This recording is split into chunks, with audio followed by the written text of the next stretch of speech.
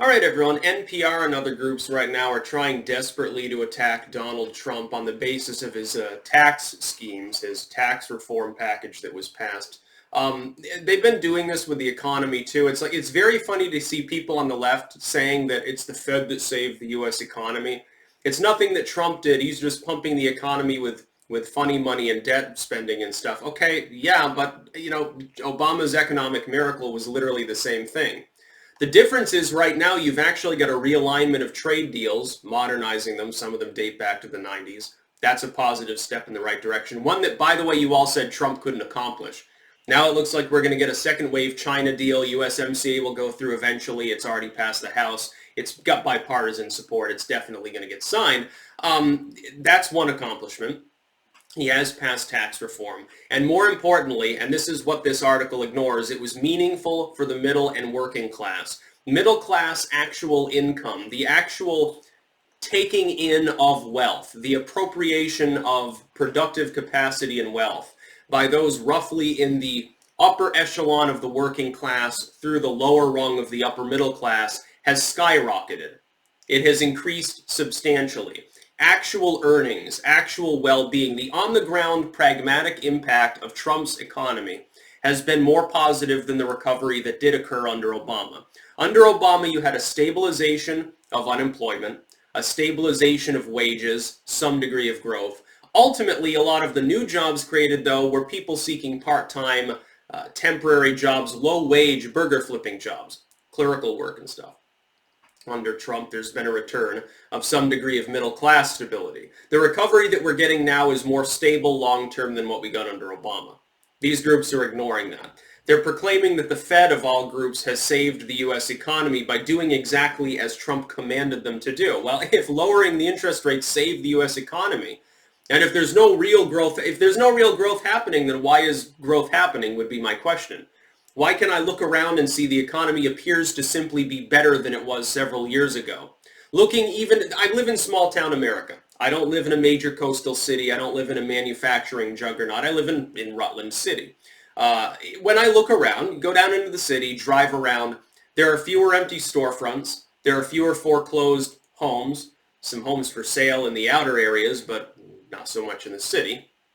Things look cleaner. They just look better than they were before, partially because the unemployment rate is so low. Now, I understand labor force participation applies, Jimmy Carter 2.0. I understand that part of that is people dropping out of the workforce. My counter to that would be that as the boomers retire, there's really no way to keep that labor force participation rate from going down anyway.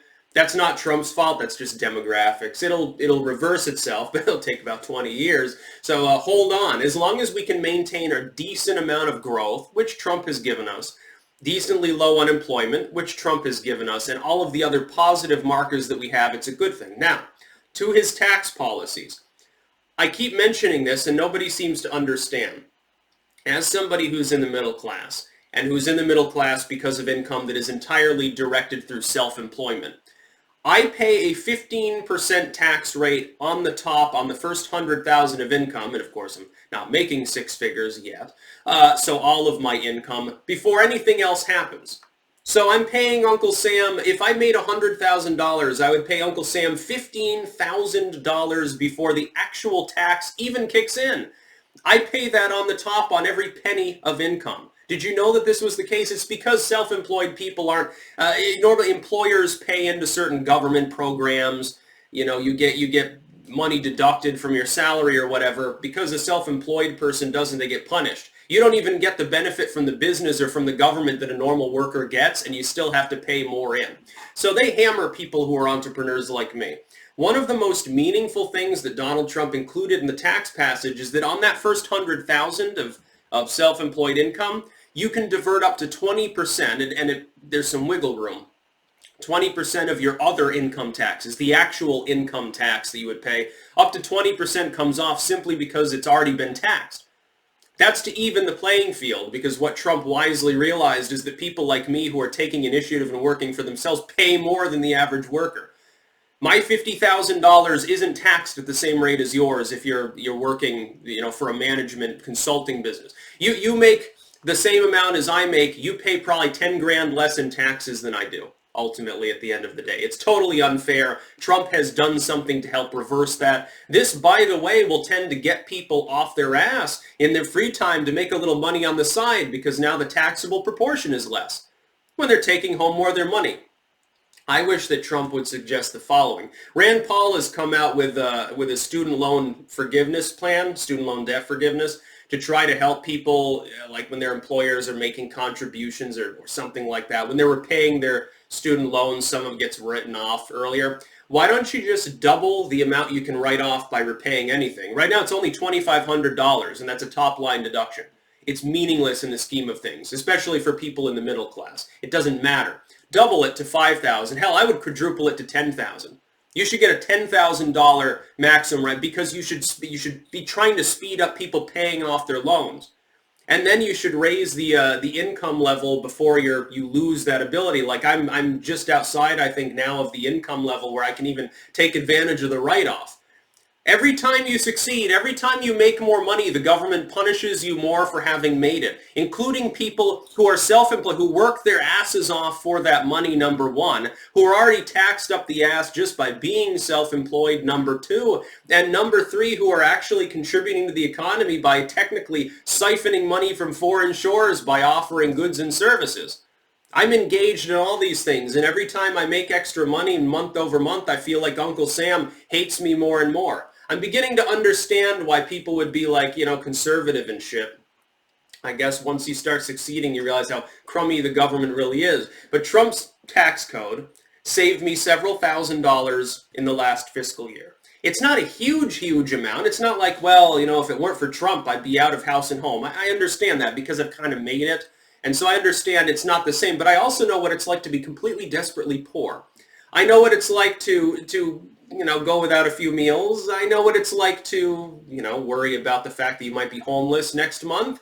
I know about these things. I've experienced it. For most of my life, I was poor, and for part of my life, very, very close to desperate poverty. I know what it's like to have the heat off on a cold day, so to speak. I'm not, I don't sit there and blame, well, the poor are poor because of some moral defect. No, I was poor, and it wasn't because of a moral defect. More often than not, it was because of the fucking government. Trump helped to reduce that burden a little bit for people, especially who are self-employed, and I appreciate that. I wish he would do 2.0. You should have more of a right. You shouldn't even have a 15% haircut for self-employed income. The real number should be closer to 5.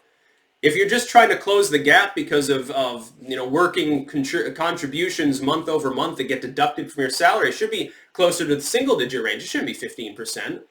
Even with the 20% off the rest of your marginal income, it's still considerably more. It's potentially several $1,000s a year in excess being paid simply for working for yourself. The government disincentivizes people to pull themselves up by their bootstraps. It's the most anti-capitalistic thing you can imagine. You should invert it. You should have it so that people who are self-employed, because they need less goods and services potentially anyway from Uncle Sam, they should pay a lower taxable income. They should get a tax. Not only should there not be a self-employment tax beyond the normal contribution, they should get a haircut off of that. They should pay less. Of course, I'm biased because I'm self-employed, but keeping this in mind, his tax cuts have been good, and the ACA mandate getting tossed out. So that's 2.5% of income up to. That's gone. That was a regressive tax anyway. Look, the average person that doesn't have health insurance, initially I didn't purchase health insurance because I was too poor. So I got taxed more because I was poor. It doesn't make any sense. And this was supposedly from liberal Obama. Oh, I'm a man of the people. I love the poor so much. Yeah, you love the poor so much. You want to make more of them. What you did is you took people who were in the marginal working class, took a few extra $1,000s from them for not being quite rich enough to afford the non-competitive exchanges in most states, and shoved their head back underwater. Trump has reversed this. Good. Trump is the one who cares about the lower classes. Rich people, yeah, they're going to get more of a tax cut in terms of absolute numbers. Now look at it as a proportion of income. Stop mixing up ratio with absolute number. There's a big difference. Someone gets a 1% tax reduction and they're making millions of dollars. It seems like a huge deduction, but it's still only 1% of their income. They barely even notice it. But if you give a 5% tax cut to someone who's making mid-five figures, it is a big difference. The proportion is much larger. The absolute total is lower. But as a ratio to the income they make, it makes much more sense. That's how you should pass tax cuts. Ultimately, I think even the rich should pay less. The tax burden in this country is too high anyway by a good amount. We should at least be slashing 20 or 30% of taxes at a bare minimum across the board from everyone. Kick out some bureaus, downsize sell off one aircraft carrier or something, dude. Don't we have fucking 15 of them? I'm sorry, but at some point, supremacy on the seas becomes a little bit excessive. Who are we fighting? We're in peacetime and we've got more military spending than the next 10 countries combined. And then you got these crazy Democrats saying, no, we don't spend half enough. We should have free healthcare, which is taxpayer subsidized. I would get hammered. Free education. Again, it doesn't benefit me because I've already been through college. You'll forgive my student loan debt and then make me pay more per month than I'm paying for the student loans. What the hell are you talking about? What benefit do I get from their policies? They're sitting, the NPR and the New York Times can ramble until they're red in the face. The fact is that it's a lie that won't die. The tax cuts that Trump passed disproportionately help the working, middle, and upper middle class. The core productive capacity of the United States disproportionately was helped. The fact that as an absolute number the rich got a more beefy tax cut is simply because they pay more. And I'm sorry, but somebody who's making $500,000 a year, busting ass 60 hours a week as a doctor, I don't begrudge him having an extra $10K to take home. Because they save lives. People in those professional fields tend to be among the most important in society. The idea that they are filthy rich in an undeserved sense after 10 years of schooling, being constantly on call, these are people that are indispensable to society. I don't begrudge them a little more of their own money. The government shouldn't be stealing from me, and it shouldn't be stealing from them. Nor should it, there shouldn't even be a payroll tax.